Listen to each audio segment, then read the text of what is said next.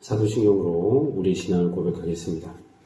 전능하사 천지를 만드신 하나님 아버지를 내가 믿사오며 그 외아들 우리 주 예수 그리스도를 믿사오니 이는 성령으로 잉태하사 동정녀 마리아에게 나시고 본디오 빌라도에게 고난을 받으사 십자가에 못 박혀 죽으시고 장사한 지 사흘 만에 죽은 자 가운데서 다시 살아나시는 하늘에 오르사 전능하신 하나님 편에 앉아 계시다가 절로서 산자와 죽은 자를 심판하러 오시리라.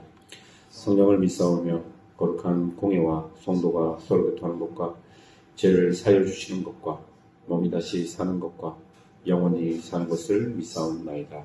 아멘. 찬송가 32장입니다.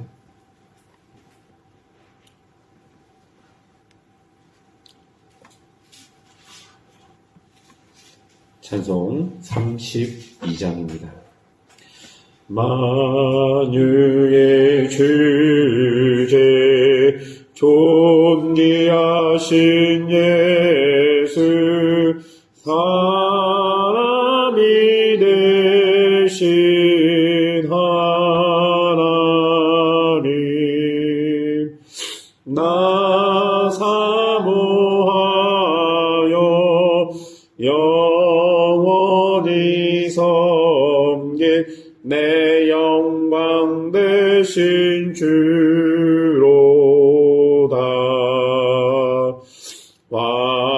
화려한 동산 무성한 저수목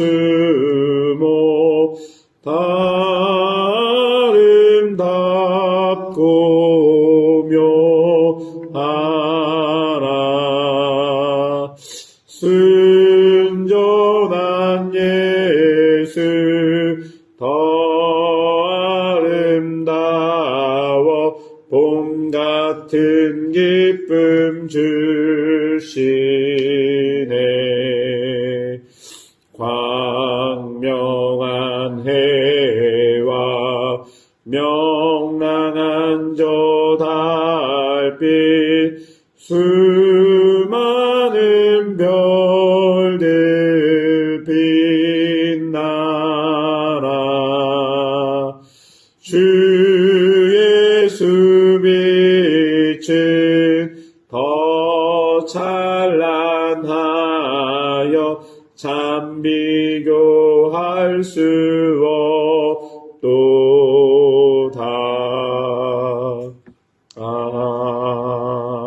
아멘.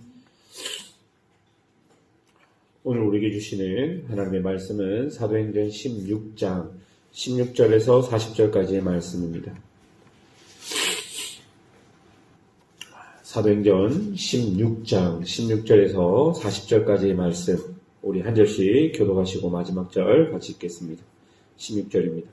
우리가 기도하는 곳에 가다가 점치는 귀신 들린 요정 하나를 만나니 저무로 그 주인들에게 큰 이익을 주는 자라.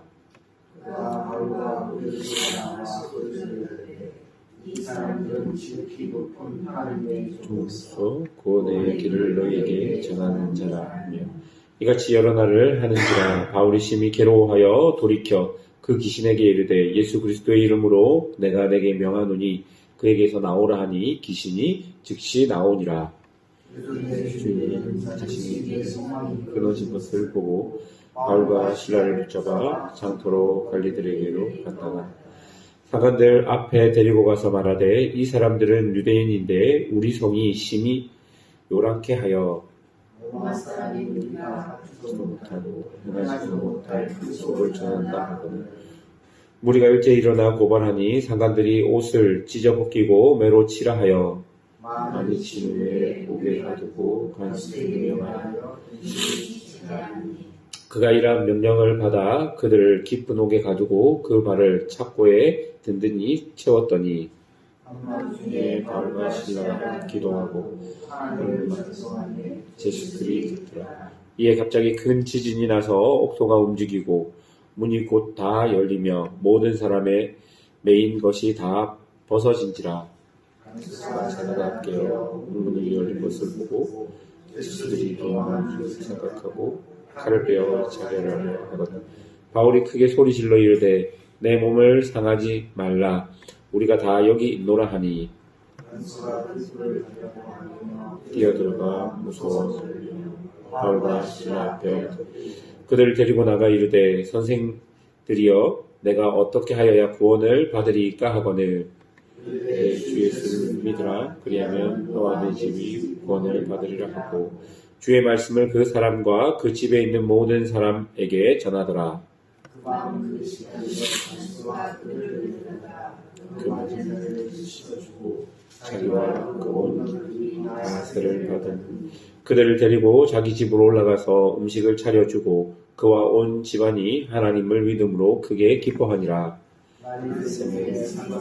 부활을 보내며 사람을 놓으라니 간수가 그 말대로 바울에게 말하되 상관들이 사람을 보내어 너희를 놓으라 하였으니 이제는 나가서 평안히 가라 하거늘 너희를 로마 사람이 우리를 정하지 아니하고 우리에서 때리고 우리에 가두었다가 이제 가만히 내보내고자 아니라 신이 와서 우리를 데리고 나가야 하리라 하는데 부하들이 이 말을 상관들에게 보고하니 그들이 로마 사람이라 하는 말을 듣고 두려워하여 와서 권하여 데리고 나가 그 성을 떠나기를 청하니 함께 읽겠습니다. 두 사람이 옥에서 나와 루디아의 집에 들어가서 형제들을 만나 보고 위로하고 가니라. 아멘. 바울은 마게도냐 사람의 환상을 보고 바다를 건너 마게도냐의 첫 성 빌립보로 가게 되었습니다. 그곳에서 예비된 사람 루디아를 만나고 빌립보 교회가 시작되게 되었습니다. 그렇게 빌립보에 복음이 전파되고 이제 바울은 빌립보에서 지내며 그곳에서 계속 복음을 전파하는 일을 하게 되는 것이죠. 그런데 16절을 보면요. 점치는 귀신 들린 여종을 바울이 만났다라고 기록합니다. 이 여종은 돈을 받고 점을 쳐주는 여인인데 여종인 것을 보니 주인이 따로 있는 듯 했습니다.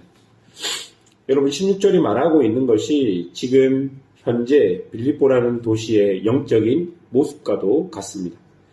귀신이 들린 고통 속에 있는 여종을 자신이 가진 권한으로 그것조차 돈벌이로 사용하고 있는 주인의 모습이 그 시대, 그 사회의 악한 모습을 대변하고 있는 것이죠.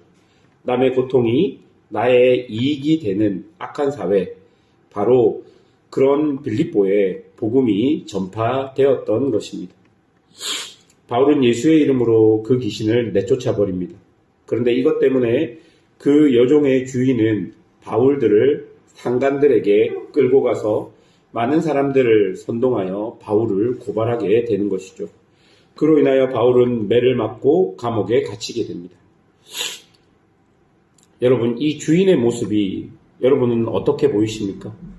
자신이 중심이 되어 다른 사람의 고통을 전혀 아랑곳하지 않고 또 자신이 중심이 되어 자신의 악함이 드러나고 그것으로 자신의 이익이 끊어지니 상대방에게 복수하기 위해 거짓으로 사람을 선동하고 결국 자신이 가진 힘과 위치를 이용해서 자신이 원하는 것을 이루어내고 있는 모습이 이 주인의 모습일 것입니다.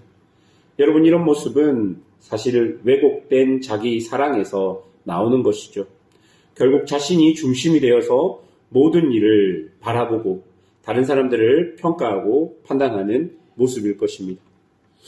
결국 바울은 이런 거짓 선동의 희생양이 되었습니다. 24절을 보니까 깊은 옥에 갇혔고 발에는 착고가 채워졌다고 말합니다.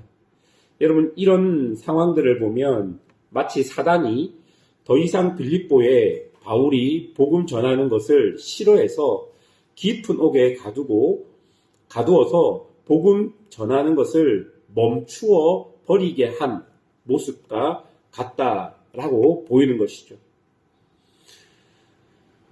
여러분, 하나님의 사람들이 이 땅을 살아갈 때 사단은 이렇게 우리들을 대적하고 공격하기까지 합니다. 우리가 도저히 이겨낼 수 없는 깊은 옥, 그리고 발에 착고가 채워져서 우리가 도저히 무엇인가 할 수 없는 상황으로 우리를 이끌어 가기도 한다는 것이죠. 그런데 25절에 보면 놀라운 일이 벌어집니다. 바울과 실라는 놀랍게도 그런 상황 속에서 기도와 찬송을 그 깊은 옥 가운데 드립니다. 왜냐하면 바울과 실라는 자신들은 갇혀 있지만 복음은 갇혀지지 않고 역동적으로 이곳 빌립보를 변화시킬 것을 옥에서나마 선포하고 있는 것이죠. 사랑하는 여러분, 이 땅을 살아가는 성도들의 모습이 이런 모습이어야 할 것입니다. 사단은 우리를 막아서고 우리의 입과 생각과 행동을 막기 위해서 우리에게 깊은 옥 속에 우리를 넣을 수도 있고 발에 차고도 채울 수 있지만 우리가 그곳에서 해야 될 일은 오직 하나님께 기도를 드리고 찬양을 하는 것임을 기억해야 할 것입니다. 우리의 상황이 막히고 우리의 상황이 어렵고 우리의 마음이 낙심되고 낭망될 때 우리가 할 수 있는 최선의 것은 하나님께 기도하는 것이고 하나님을 찬양하는 것일 것입니다. 왜냐하면 그것을 통해서 복음의 역사들이 드러나고 그것을 통해서 하나님께서 함께 하심을 우리가 볼 수 있기 때문입니다. 그렇게 바울과 실라가 깊은 옥 가운데 기도와 찬양을 드렸을 때 깊은 옥의 문이 열리게 됩니다. 그리고 그것을 발견한 간수가 제수들이 도망한 줄 알고 자결하려고 합니다. 바울이 그런 그를 살리게 되는 것이죠. 그리고 그 간수와 그의 가족들은 이런 계기로서 세례를 받게 됩니다. 이들은 아마 루디아 집에 모이는 빌립보 교회의 초기 성도가 되었을 것입니다. 사랑하는 여러분, 복음은 이처럼 우리가 생각하지도 상상하지도 못하게 확장되어 가고 있습니다. 아무리 깊은 옥이라고 할지라도, 아무리 우리의 발에 차고가 채워졌다 할지라도, 깊은 옥 가운데 간수들이 모든 것을 막고 있다고 할지라도, 사랑하는 여러분, 복음의 역동성은 이런 것들로 절대 막을 수 없다는 것입니다. 하나님의 복음이 우리 가운데, 그리고 우리가 사는 이 지역 가운데 역동적으로 역사하기 시작할 때 아무리 사단이 자신의 지혜와 깨를 써서 복음을 막으려고 할지라도 그것을 막을 수 없다는 것을 오늘 빌립보 지역에 복음이 전해지는 상황을 통해 오늘 본문이 우리에게 보여주고 있는 것입니다. 사랑하는 여러분, 지금도 마찬가지라고 생각합니다. 우리가 세상을 보면 더 이상 복음과 기독교, 예수님을 믿는 사람들이 없는 것 같고 내 삶에서도 예전처럼 뜨거운 믿음들이 없어진 것 같은 모습이 보일 때가 많습니다. 내 상황과 내 형편이 나를 낙심하게 만들고 나의 믿음을 더 많이 흔들어낼 때가 있다는 것이죠. 그리고 세상을 보면 볼수록 하나님의 역사보다는 돈과 권력에 따라 움직이는 것 같고 우리도 그 속에서 그 흐름에 따라 사는 것처럼 보일 때가 많다는 것입니다. 여러분, 어쩌면 맞는 말일 수도 있겠다 싶습니다. 우리가 어쩔 수 없는 일들이 살다 보면 더 많이 늘어가고 있는 것처럼 보입니다. 불의하고 악해도 그것을 이겨낼 수 있기보다는 그런 현상에 잠식당하는 것 같아 보이는 것이 지금 우리의 현실입니다. 그런데 여러분, 깊은 옥에도 깊은 차고도 간수도 복음의 능력을 막을 수 없다고 오늘 본문은 우리에게 말하고 있는 것을 기억하십시오. 세상과는 전혀 다른 세상 이면에 일어나는 믿음의 일들, 복음의 일들, 하나님의 일들은 분명히 일어나고 있고 우리가 눈을 들어 그것을 보는 것이 바로 믿음일 것입니다. 바울과 실라가 옥에 갇혀서 찬양과 기도를 할 수 있었던 것은 그 세상의 흐름 이면에 있었던 하나님의 일하심, 하나님의 능력을 그들이 보았기 때문일 것입니다. 그리고 그런 세상 이면에 있는 복음의 능력이 바울과 실라의 눈앞에 간수와 간수 가족들이 세례를 받는 일들을 통해서 그들 눈앞에 일어나게 되는 것이죠. 사랑하는 여러분, 복음의 역사는 반드시 일어납니다. 복음은 분명한 능력을 가지고 있습니다. 우리가 눈을 들어 하나님의 일하심을 본다면 하나님께서 지금 어떻게 일하고 계시는지 우리는 기도를 통해 찬양을 통해 말씀을 통해 깨닫고 볼 수 있게 해 주시겠다 하나님이 말씀하고 계시는 것입니다. 세상이 어떨지라도 하나님은 분명히 그리고 반드시 당신의 일을 하십니다. 그리고 우리에게 이런 세상 속에서도 은혜를 주시겠다 말씀하십니다. 그것을 믿고 오늘 믿음으로 사시는 성도들이 되시기를 주님의 이름으로